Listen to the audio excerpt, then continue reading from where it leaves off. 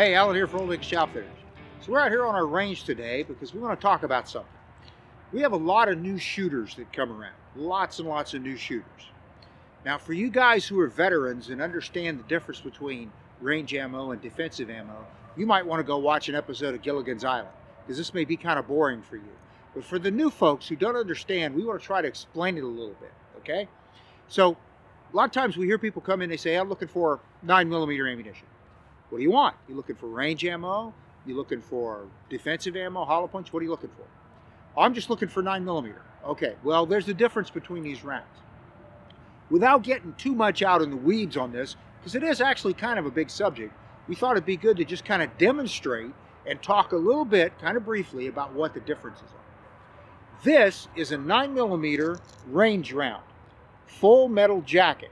Full metal jacket just means that the bullet itself is completely, the lead bullet, the projectile, is completely encased in a metal jacket. The purpose behind this is usually for training or range ammunition.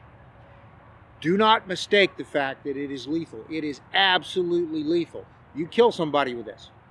You do a lot of damage with this. But what makes it good for range ammunition is, number one, the bullet itself is designed to function very perfectly through a semi-automatic weapon. Okay? Now in revolvers you have the same sort of idea, a round nose bullet like this, kind of round, semi-pointed. There's some other types too. We won't talk about those today because we don't want to get too far out in the weeds on it. But the idea is they're designed to work very, very well through the weapon.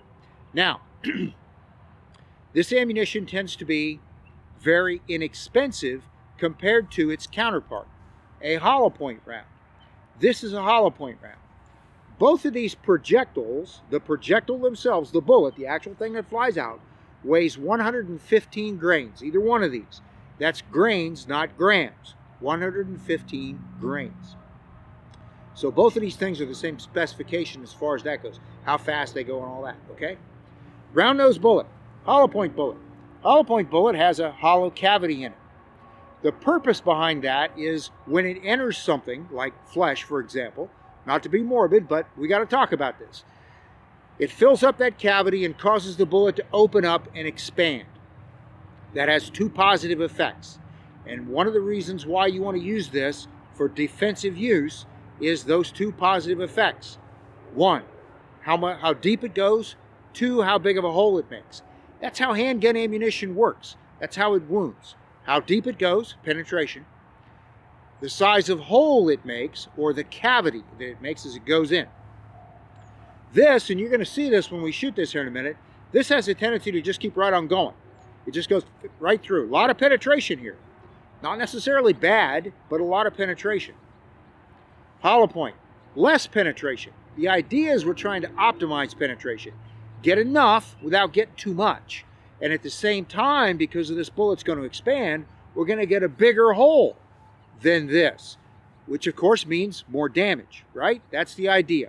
Bigger hole, optimized penetration. That's the purpose of a hollow point. You always want to try to use these in your gun for defense, defending yourself against someone. Unless your gun just won't shoot these very well. Then you might want to use these just because they're reliable, okay? But if you're going to do that, you got to understand the limitations of these things, all right? Okay, so we're going to shoot a round nose, just a full metal jacket round. This is a Glock Model 34. We're going to shoot one round of this into this block of gelatin. The gelatin that you're looking at is called ordnance gelatin or ballistic gelatin. It is an approximation, a reasonable approximation of the density and consistency of a human body. It is not exact. The human body's complex. You have organs, you have veins and arteries, you have bone. This doesn't replicate those things, but it's a reasonable approximation of the general density. It's helpful for this because the bullets are going to perform in this the way you would typically expect them to perform if you actually had to use them. All right? So, one round, full metal jacket, into the ordnance block. This ordnance block is about 18 inches long. If you look at the bullet track, it went in there and it came out back here. It came all the way through that whole 18 inches and went into the dirt burn back there, completely through. Okay? That's what full metal jacket or round nose ammunition tends to do. because it has nothing to break it, nothing to slow it down. It just zip straight through, okay? All right, so that's that. Okay, so now we have the hollow point round. We're gonna shoot into the gelatin. I intentionally put that first round kind of low so we can put this one up a little higher so you can clearly see the difference between the tracks. All right, ready? Okay.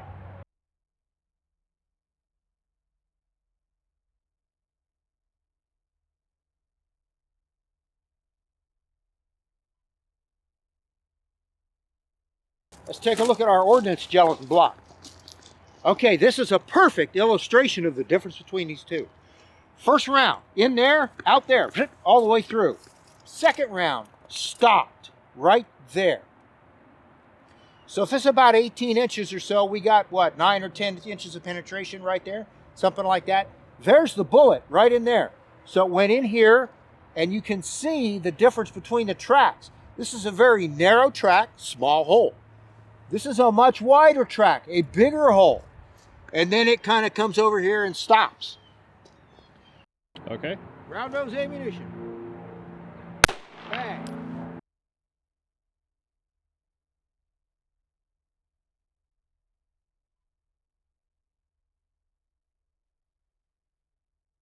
Any of you remember Arlie Army? The gunny used to shoot watermelons? We always loved that, right? Yeah, it's good because watermelons are kind of fun to shoot. Watermelon. We shot it with a full metal jacket 9mm round. Small hole. If you look at the back, we got a bigger hole. That's because as the round passes through, it's disrupting the tissue. Very much like you saw with the gelatin block, it's disrupting the tissue. On this, because this has a lot more water in it, its consistency is a little bit different. Maybe not quite as, well, it's more water in it, right, than the gelatin block has. You get this kind of effect out the back. This is why you got to make sure if you're going to shoot something, it's what you want to shoot. These things are dangerous. They do a lot of damage, right? So this is a good way to illustrate the kind of damage they're due. Now, we'll shoot the same watermelon again. We're going to use a hollow point this time. All right, so we got another watermelon. We're going to put a hollow point round into this one. Same thing we put into the gelatin. Ready?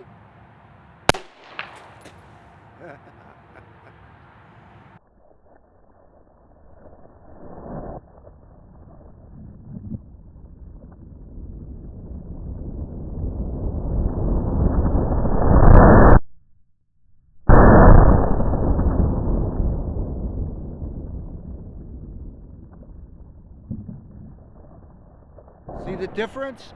The hollow point, as it expands, transfers more energy.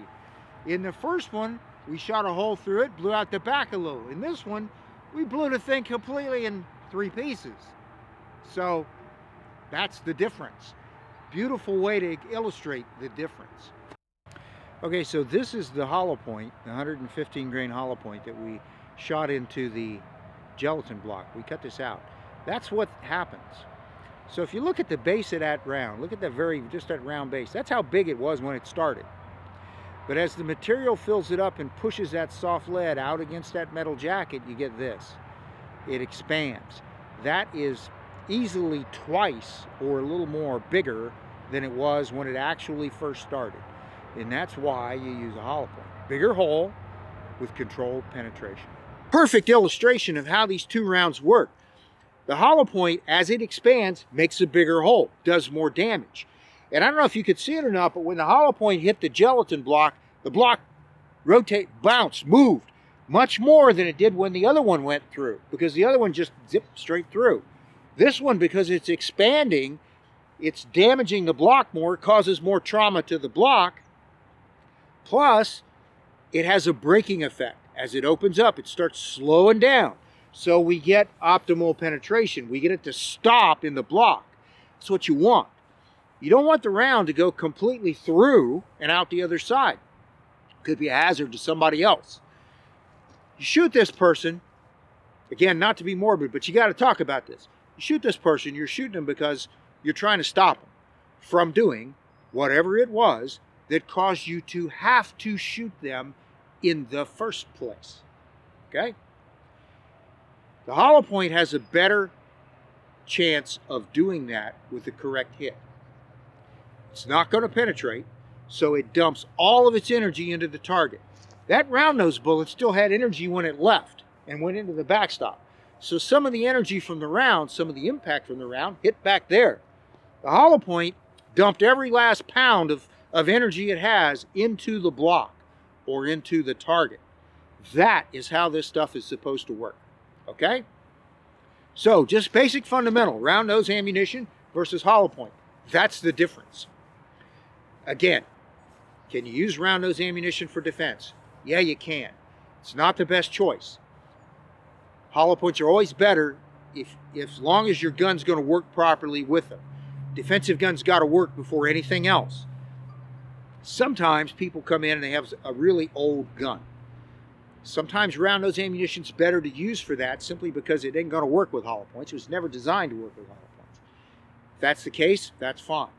But hollow points are always a better choice, and right there, you just saw, is the reason why. Okay? All right. Well, that's introduction and the difference between ammunition type. Thanks for watching. I'm Alan for Old English Outfitters.